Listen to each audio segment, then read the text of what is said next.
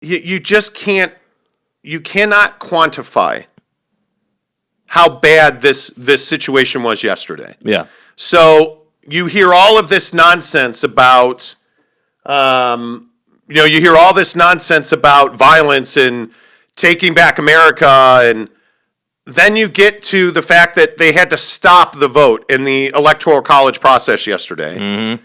So at 8 Eastern, they started it back up again after the police and the National Guard came in. And all of a sudden, what you have is a situation where we go until something like 5 Eastern this morning is when they finally certified this vote. And Mike Pence is now put in the awkward situation of having to fear every word that he speaks in Congress. But much to his credit, he still did his job. And at the end of the night, here's exactly what Mike Pence said. To those who wreaked havoc in our capital today, you did not win. Violence never wins. Freedom wins. And this is still the people's house. Pretty strong messaging. Yeah. And then, at the end, when he certifies the vote, and he talks about, that, hey, they whatever it is, Joe Biden wins the Electoral College. He has to have 270. He's got 30, I think it's 307. Like, he very definitively and strongly announces the end result of that vote. And it's just one of those situations where you quickly realize that this never had to happen yesterday. Yeah, here's Mike Pence with that. To the United States are as follows. Joseph R. Biden, Jr. of the state of Delaware has received 306 votes. Donald J. Trump of the state of Florida has received 232 votes. The whole number of electors appointed to vote for Vice President of the United States is 538. Within that whole number, a majority is 270. The votes for Vice President of the United States are as follows. Kamala D. Harris of the state of California has received 306 votes. Michael R. Pence of the state of Indiana has received 232 votes. Hey, I lost. The announcement of the state of the vote by the President of the Senate shall be deemed a sufficient declaration of the persons elected President and Vice President of the United States, each for the term beginning on the 20th day of January, 2021, and shall be entered together with the list of the votes on the journals of the Senate and the House of Representatives. Pretty incredible. Mike Pence announcing his own loss in the election after just a crazy day in American history. And again, I guess this is just one of the questions that comes to my mind. Is this who we are now? As far as like the violence is concerned. Yeah, just in general. Is this who we are now? Because I don't believe that this is who we are. I think this is who some people chose to be. And I said yesterday in the show, very matter-of-factly, that it disgusts me that people I know and thought highly of, came out yesterday and applauded people ransacking the Speaker of the House's office and threatening violence against the Vice President of the United States. Like, I unfollowed several people yesterday because I don't want, like, you may be a really nice guy. Mm-hmm. I don't want you in my life if that's how you feel. Yeah. If you feel like, hey, man, this is great for America, I don't want to be involved with you because you just don't fit into my framework. Mm-hmm. I mean, it's clearly not great for our country. There was more than a few people who said yesterday that, foreign powers and foreign adversaries of our country are going to use this time against us, and they're going to use images of people raiding the Capitol to put down the idea that democracy is a great thing. And I think that's really unfortunate. And this is why I say, like, he has been the worst president this country's ever seen. And the reason I say that is because it used to be that, hey, if you didn't like, if you didn't like someone's politics, right? Like, if you're a Democrat and you didn't, you voted Democrat, but the Republican won, we could kind of be civil about it, and we could just say, okay, well, I don't like what this guy's doing, but he's going to handle this office like a professional, and he's going to put the country first and its safety and what he feels is best. This president doesn't do that. This president is out for him and his small group of people, and that's it. And that's why we find ourselves here. Yeah, and I just again I'm amazed that this happened yesterday, but I'm more amazed that half of the senators who said they were going to object, if you didn't see it last night, there was one real objection. It was Pennsylvania, and Senate pretty much unilaterally dismissed it. Mm-hmm. And what happens is they're reading the Electoral College votes. Does anybody have any objection to Pennsylvania? Yes, I do. They have to have a senator and a congressman sign a letter of dispute. Here's Scott Perry from Pennsylvania. Mr. President, sadly but resolutely, I object to the electoral votes of my beloved Commonwealth of Pennsylvania on the grounds of multiple constitutional infractions that they were not, under all of the known circumstances, regularly given. And on this occasion, I have a written objection signed by a senator and 80 members of the House of Representatives. In the Senate of the United States, ordered that the Senate, by a vote of 7 ayes to 92 nays, rejects the objection to the electoral votes cast in the Commonwealth of Pennsylvania. 92-7. And I would remind you that that's a Republican complaining about Republicans. Mm-hmm. Because in Pennsylvania, I remind you, the election laws were changed by Republicans, much to the dismay of Democrats. Mm-hmm. And when the script got flipped, all of a sudden Republicans were like, oh, this is unconstitutional. Mm-hmm. So it's just... They like to play it. They want both sides of the fence. It's that game that I think is so dangerous, because you are saying that Republicans defrauded the country, but you're not using the word Republican. You're inserting Democrats and liberals and taking out Republicans. Mm-hmm. And that repeated itself across the country last night, to the point where former Senator Loeffler of Georgia refused to sign the letter of dispute for Georgia because of what happened with the breach of security and the ransacking of Congress yesterday. And it's, one of the final points I'll leave here with is, do you not find it odd at all that this horrible action taken by Donald Trump supporters, and I don't think it's too strong to say that it was an attempted coup. I really don't think it's too strong to say that. Yeah. Rudy Giuliani also yesterday left a voicemail for Tommy Tuberville, the former Auburn coach, who's now a senator. He thought he was leaving it for Tommy Tuberville. And it goes on to say, hey, in the voicemail, Giuliani says, we need you to object to every single vote for every state. Here's the voicemail.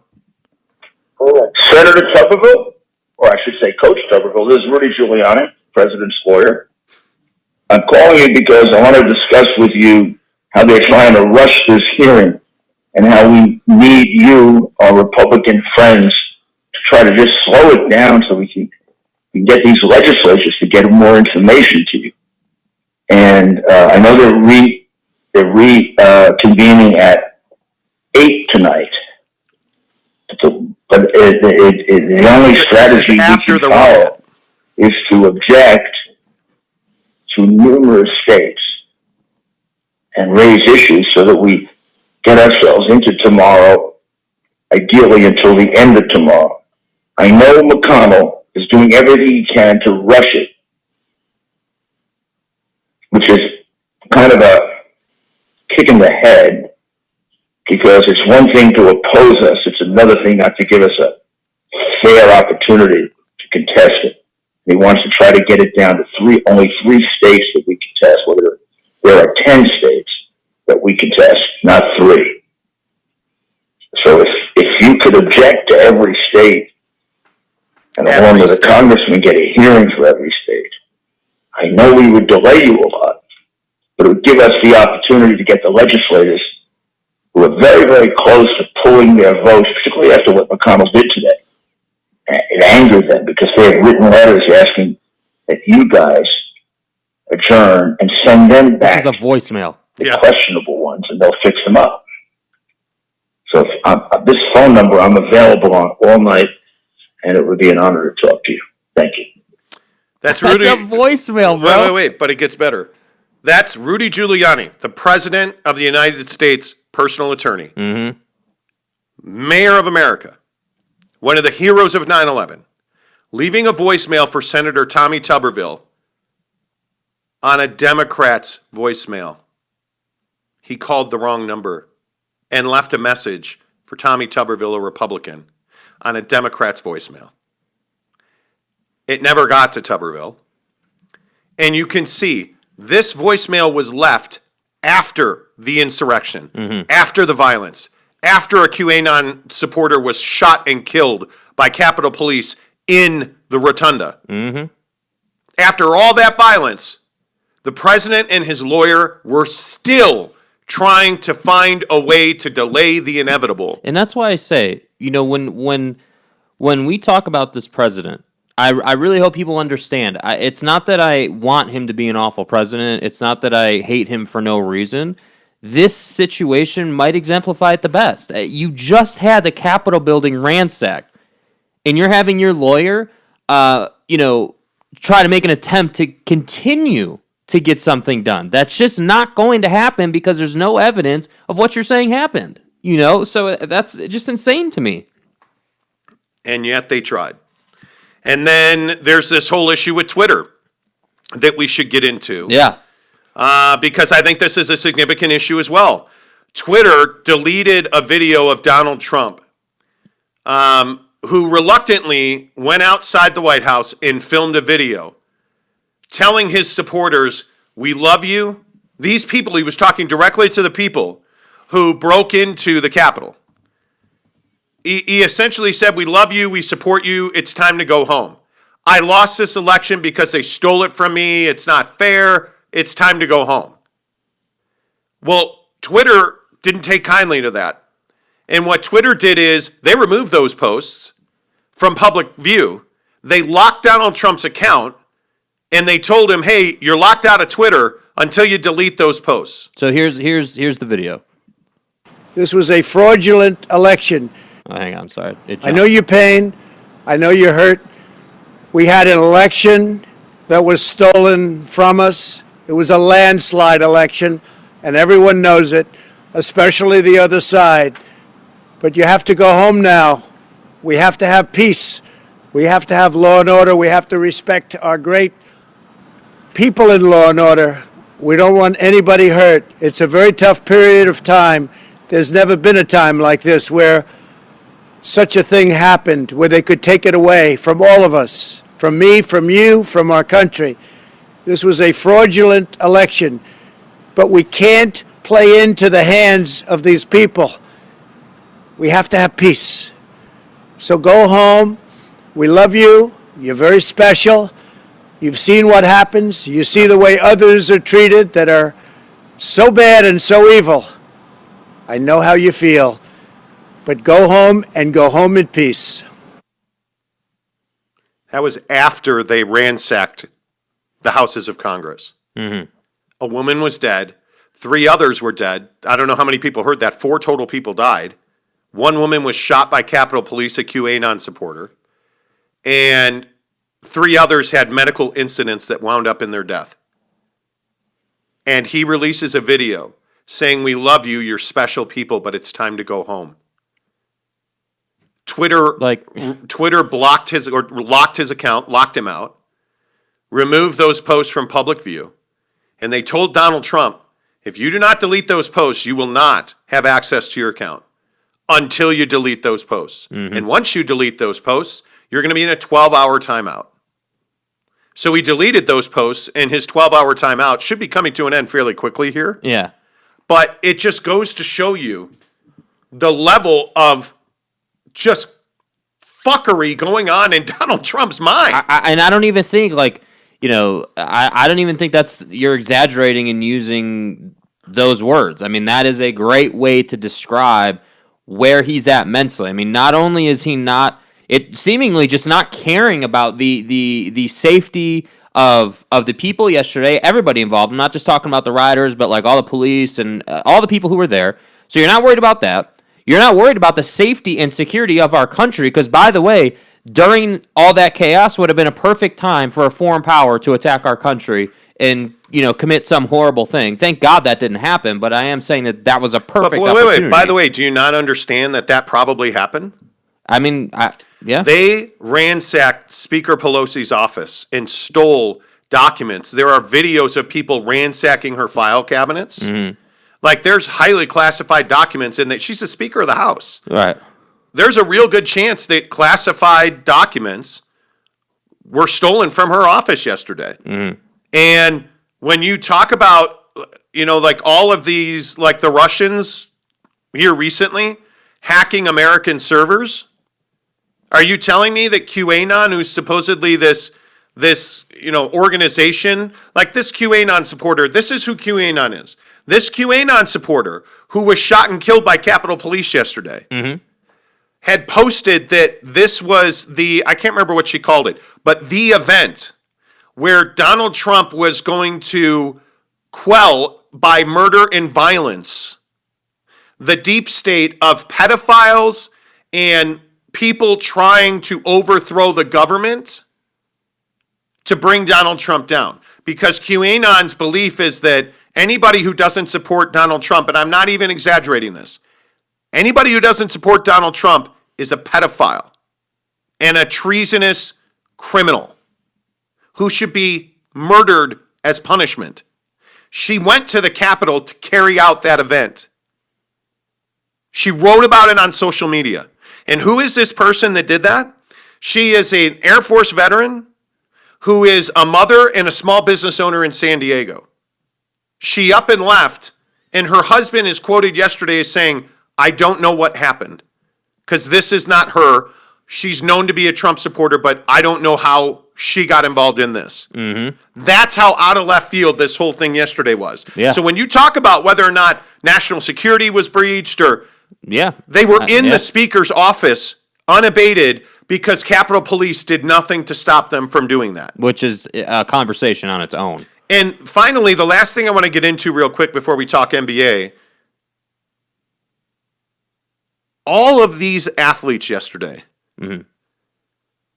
taking knees in the Bucks game over the Jacob Blake decision that also came down yesterday. Athletes taking to Twitter, to Instagram. Right.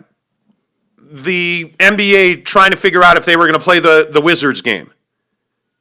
Like all of this stuff happening. So many athletes and entertainers on the record talking about their disdain for what happened yesterday. Is that good? We talk about this every time something happens. Mm-hmm. Because the overwhelming message was, if these had been Black Lives Matter supporters, they probably would have been shot and killed. Yeah. There would have been mass arrests. Mm-hmm. There would have been violence against these protesters. The National Guard would have been there. But what did you notice yesterday about these protests, these Trump protesters? Well, they were universally white. Mm-hmm. And the Capitol Police did not respond. The National Guard didn't show up until much later. The law enforcement presence there, the FBI SWAT team, they were all late to respond. And all of these athletes and entertainers had a similar message. If these protesters had been wearing BLM logos and were black or brown skin, this would have been a much different outcome yesterday. Yep. They never got inside the building. Do you agree with that? Yeah, I do agree with that. I think, I was thinking about this a little bit last night, where, with all the things that Trump said in his speech, the things that Giuliani said in his speech, and the fact that all, like you were just saying, the FBI and all the security presences showed up late. And it begs the question, did Donald Trump work to make that happen? Did something, was there effort behind the scenes before this day happened to ensure that they would show up late and these guys could stoke the flame and make this happen, because I don't think that's out of the realm of possibility. I agree if this was a black protest and this was full of black folks who were trying to get into the Capitol building and do the exact same thing, that would have been a bloodbath. I don't even have any doubts about that. They would have been at gunpoint much sooner. There would have been much more. There would have been just more force present. Well, look at what happened when Donald Trump made his now infamous walk to the church across the street. Yeah, where was the tear gas yesterday? Yeah, to hold the Bible upside down. Well, it wasn't even tear gas. It was a huge military force moving human beings that day. And you knew that these protesters were in Washington, D.C. yesterday. They had been there for a couple of days. This wasn't a surprise. The Capitol Police did nothing. Yeah. And it's really, I think that's one of the biggest stories in this whole thing is celebrities are going to play an important role no matter what, because for whatever reason we idolize them, whether they're athletes, entertainers, whatever you may be, reality TV stars. Donald Trump is a president because he was on reality TV, right? We idolize them for whatever reason. So their voices matter and they're important. And universally yesterday, they all talked about the different colors of skin from the summer to now the winter trying to overthrow this election. Yep. And I got to say, I agree. I think that there would have been bloodshed yesterday in that group of protesters had they been Black Lives Matter supporters. Yep. And I think what's interesting is so many people talked about how, the left and the liberals, they want violence and they're looting and rioting and destroying property. So what was that yesterday? Matt Gaetz, the piece of crap congressman, gets up last night and says, well, those weren't Trump supporters. Those were Antifa dressed in Trump regalia to hide themselves. Bro, what are you talking about? Those were Trump supporters. Yeah. He spoke directly to them, instructed them to march down the street to Congress. We're going to the Capitol. Let's go. And then they went down the street to Congress. The people that were in Nancy Pelosi's office and standing at the speaker's podium in both halls of Congress were known leaders of QAnon. These are Trump supporters. Yeah. There's no way around that. Yeah. Yeah. I don't know what's next. I mean, I don't know where, if you're Donald Trump today, if you're Rudy, if you're, does he have a future? No, dude, unless, and maybe all these Republican, senators and Congress people who totally flipped the script and, went against him yesterday, maybe they're just saving face or something, but I can't imagine after this that Donald Trump has a future in politics. Well, I mean, this is crazy. I think one of the things that's very interesting, and it's really important that we understand this. Donald Trump last night issued a statement late into the night, after the vote came down, pledging to have now a peaceful transition of power to Joe Biden's presidency. Oh. Note he didn't do that on Twitter because he's still locked out. But I think he realizes now he's a man without a home. They don't want him in Florida. Last night was one of the more interesting things was the Management Association at Mar-a-Lago. And if you guys haven't, we talked about this earlier on the show a couple weeks ago. He's not allowed to live full-time at Mar-a-Lago. The only reason that he has a tax shelter there, and the only reason that the neighborhood there allowed him to take that club private is because there are no permanent residences at Mar-a-Lago. And I don't know how many people realize this, but you are not allowed to, you are not allowed to stay at Mar-a-Lago for more than 14 consecutive days. So for 2 weeks you can stay there, but then you have to leave. Because after that, you're considered a resident. Donald Trump is moving there full time, to the point where massive renovations are underway for preparing for him and Melania to arrive. Well, there's a lawsuit going on that was before yesterday. There's a lawsuit going on to prevent him from living there because he gets a huge tax shelter out of it, and it's against the bylaws of being this private club. Well, yesterday, that was one of the huge talking points, was he's not coming here. He wanted to go to Turnberry in Scotland, which is another golf club that he owns. The Scottish Prime Minister said he's not allowed here. We are not allowing him in because of COVID protocols. His plane will not be allowed to land. Yeah. Like, he has nowhere to go. He's not welcome in New York anymore. I was going to say, you can't go to New York. Which is where he was born and raised. Yeah. I mean, and he that's where made his name. Yeah. That's his home. He can't go to New York. Yeah. Like, he's not going to the inauguration. No. I mean, you just mark that shit down right now. Donald Trump is not going to Joe Biden's inauguration. He'll be out well before that. Yeah. He'll leave well before that.